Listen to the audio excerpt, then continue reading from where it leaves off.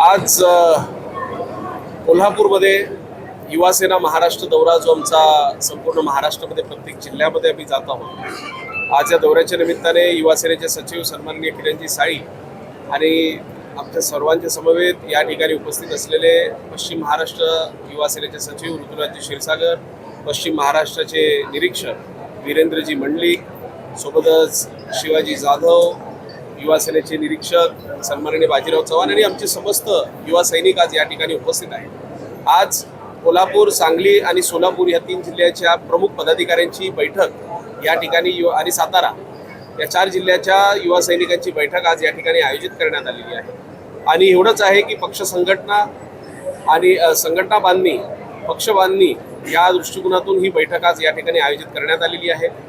मागील झालेल्या निवडणुकींमध्ये शिवसेना पक्षाला जे यश मिळालं त्या यशासाठी सर्व युवा सैनिकांचा आभार व्यक्त करण्यासाठी, त्यांचं अभिनंदन करण्यासाठी, त्यांचं प्रोत्साहन वाढवण्यासाठी आज या ठिकाणी मी आलेलो आहे।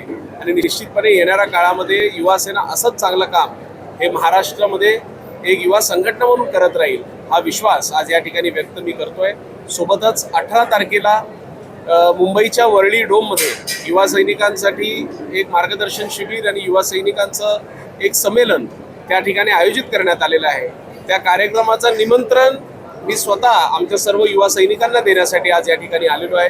आणि पुन्हा एकदा एवढंच सांगतो की कोल्हापूरला जेव्हा केव्हा येतो एक वेगळा आनंद मिळत असतो, कारण अतिशय भव्य दिव्य कार्यक्रम तर होतच असतात, परंतु जे प्रेम आहे इथल्या आमच्या सर्व युवा सैनिकांचं, ते प्रेम निश्चितपणे स्वीकारताना आम्हाला खूप आनंद होतो।